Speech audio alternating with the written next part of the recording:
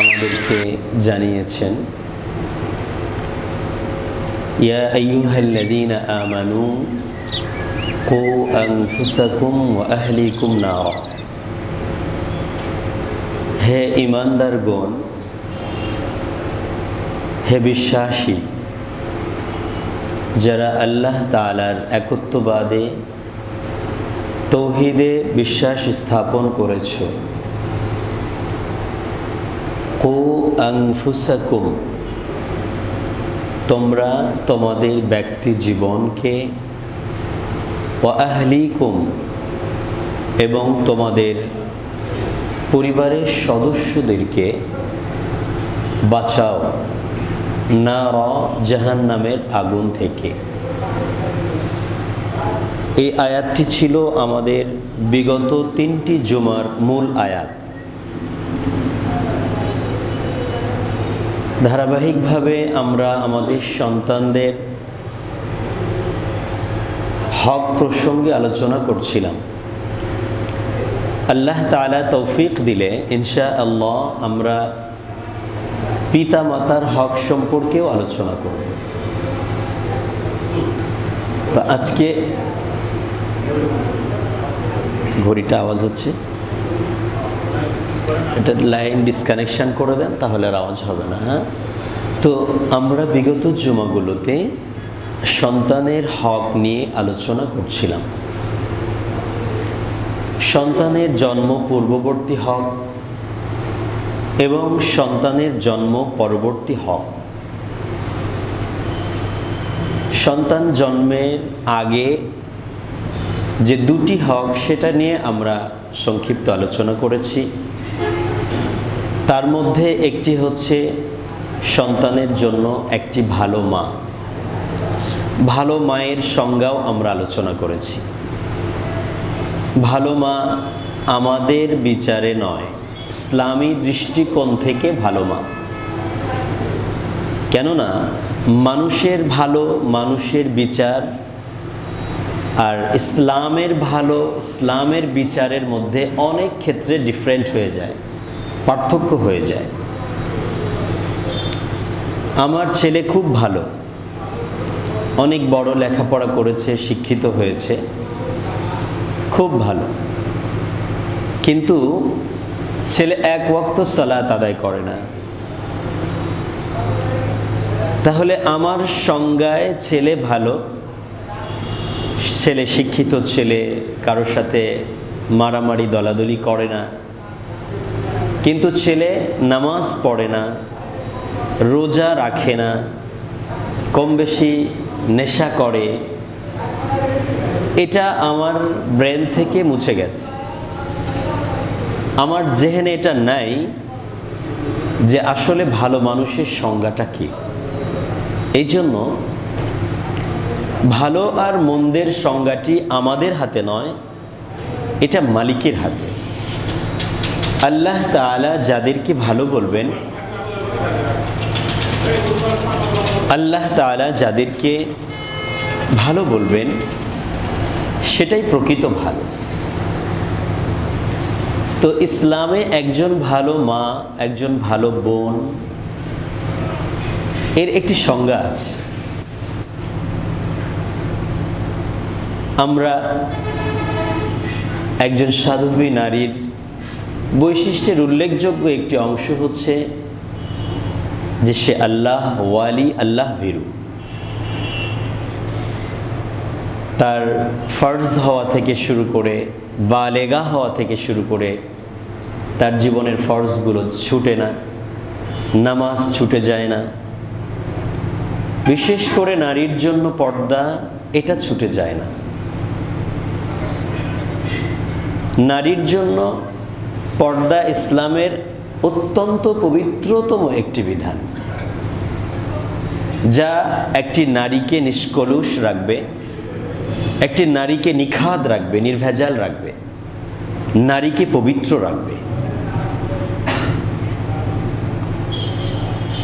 এই পর্দা, এটা নারীর জন্য অপরিহার্য একটি বিধান। আল্লাহ তাআলা কোরআনুল কারীমে পর্দা সংক্রান্ত অনেকগুলো আয়াত আমাদেরকে অবহিত করেছেন। দেখেন, এখানে নারীর জন্য নারীর কণ্ঠের পর্দা, ভয়েস, আওয়াজ, শব্দ, এটার ব্যাপারেও সচেতন থাকার কথা আল্লাহ তাআলা কোরআনুল কারীমের মধ্যে ঘোষণা করেছেন। দেহ অবয়ব এটা তো আছেই, পাশাপাশি তাদের কণ্ঠের পর্দা। শুধু তাই নয়, আল্লাহ তাআলা কোরআনুল কারীমে নারীদের শরীরের অলংকার যেগুলো আছে, এই অলংকারের ঝংকার, শব্দ, এটাও যাতে পরপুরুষের কাছে না যায় সেজন্য আল্লাহ তাআলা সতর্ক করেছেন। একটা একটা করে বলছি। আল্লাহ তাআলা কোরআনুল কারীমের সূরাতুন নূর 18 নম্বর পারার 12 নম্বর পৃষ্ঠায় ঘোষণা করছেন, ওয়ালা ইয়াদরিবনা বিআরজুলিহিন্না লিয়ু'লামা মা ইউখফিনা মিন জিনাতিহিন্না। নারীরা তাদের পাকে জমিনের উপরে জোরে মারবে না। ওয়ালা ইয়াদরিবনা, বদ র বা মূল ধাতু থেকে দরবুন মানে মারা, বিআরজুলিহিন্না পা মারা, পাকে জমিনের উপরে রাখা। পাকে জমিনের উপরে জোরে করে রাখবে না। কি হবে তাতে? লিয়ু'লামা মা ইউখফিনা মিন জিনাতিহিন্না। কেননা জমিনের উপরে নারীরা যদি জোরে করে পা ফেলে, তাদের ওই সৌন্দর্য যেটা গোপন রাখা হয়েছে সেটা প্রকাশ পেয়ে যাবে। নারীদের শরীরে পায়ে নুপুর থাকতে পারে, গলায় হার থাকতে পারে, হাতে চুড়ি থাকতে পারে। তো জোরে করে পা ফেললে নুপুরের ঝংকার তৈরি হতে পারে, হাতের চুড়ির ঝংকার তৈরি হতে পারে, গলার হাড়ের স্বর্ণের শব্দটি আসতে পারে। এটা একটি ব্যাখ্যা। এই জন্য পাকেও জমিনের উপরে আস্তে মারবার কথা বলা হয়েছে। কেন?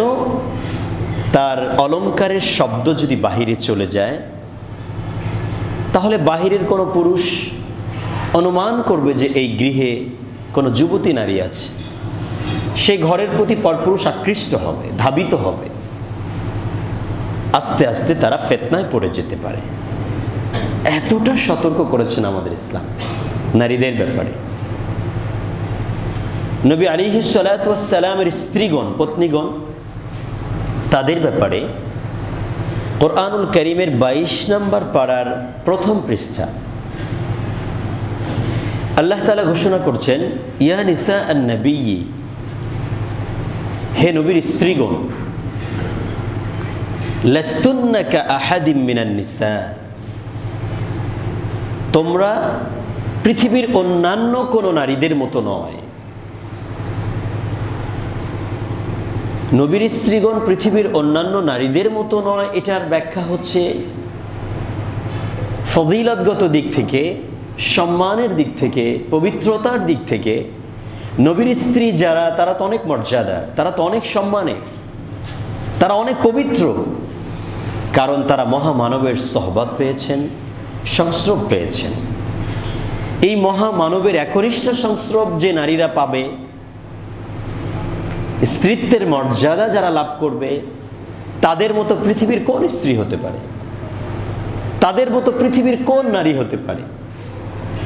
এমন মহান নবীর সান্নিধ্য, এমন মহান নবীর সংস্রব, এমন মহান নবীর স্ত্রী হওয়ার মর্যাদা, এই সার্টিফিকেট তো পৃথিবীর আর কোনো নারীর নাই। যে নবীকে স্বপ্নে দেখলে, কোনো ঈমানদার যদি নবীকে স্বপ্নে দেখে, আল্লাহ তাআলা নবী বলছেন, ফাকাদ ওয়াজাবা শাফাআতি, তার জন্য আমার সুপারিশ ওয়াজিব হয়ে যায়। সুবহানাল্লাহ। স্বপ্নে দেখলে, স্বপ্নে দেখলে, আল্লাহু আকবার, মান রাআনি ফিল মানাম ফাকাদ রাআনি। আল্লাহ তাআলা নবী সাল্লাল্লাহু আলাইহি ওয়াসাল্লাম তিনি বলছেন যে আমাকে দেখলো স্বপ্ন যোগে, ফাকাদ রাআনি, সে আমাকেই দেখলো। কেননা শয়তান আমার আকার, আমার সুরত, আমার আকৃতি ধারণ করতে পারে না। সুতরাং কোনো মুমিন, কোনো মুসলিম যদি স্বপ্নে আমাকে দেখে, তাহলে সে আমাকেই দেখলো। আর যে আমাকে দেখেছে, বর্ণনার পার্থক্যে এসেছে ফাকাদ ওয়াজাবা লাহুল জান্নাহ ওয়াজাবাত লাহুল জান্নাহ, তার জন্য জান্নাত ওয়াজিব হয়ে যায়। আবার অন্য বর্ণনায় আমার সুপারিশ তার জন্য ওয়াজিব হয়ে যায়। তো শব্দের ভিন্নতা থাকলেও উদ্দেশ্য একটাই, যে তার জন্য ক্ষমা, নিষ্কৃতি এবং তার জন্য জান্নাত অবধারিত হয়ে যায়। সুবহানাল্লাহ। তো যেই নবীকে স্বপ্নে দেখলে এত বড় ফজিলত, এত মর্যাদা, সেই নবীর সরাসরি সহবত যারা পেয়েছে, যারা সরাসরি সান্নিধ্য লাভ করেছে ঈমানের অবস্থায়, তাহলে তাদের মর্যাদা কেমন! আল্লাহু আকবার। সাহাবিকা নুজুম ফাবিআইয়িহিম ইকতাদাইতুম ইহতাদাইতুম। আমার সাহাবীরা তো আকাশের নক্ষত্রের মতো, আমার সাহাবীরা তো আকাশের নক্ষত্রের মতো। ফাবিআইয়িহিম ইকতাদাইতুম ইহতাদাইতুম, তাদের মধ্য থেকে যাকেই তোমরা অনুসরণ করো না কেন, এই সাহাবীদের মধ্য থেকে যাকেই তোমরা অনুসরণ করো না কেন, তোমরা হেদায়েত পেয়ে যাবে। সুবহানাল্লাহ।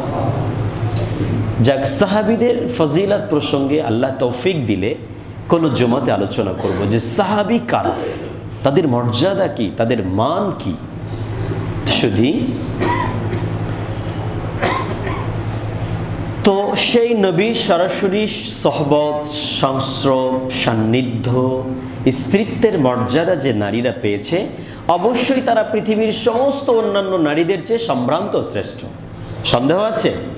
সন্দেহ নেই। এই জন্য আল্লাহ তাআলা বলতেছেন, লাস্তুন্না কাআহাদিম মিনান নিসা, তোমরা তো পৃথিবীর অন্যান্য নারীদের মতো নও।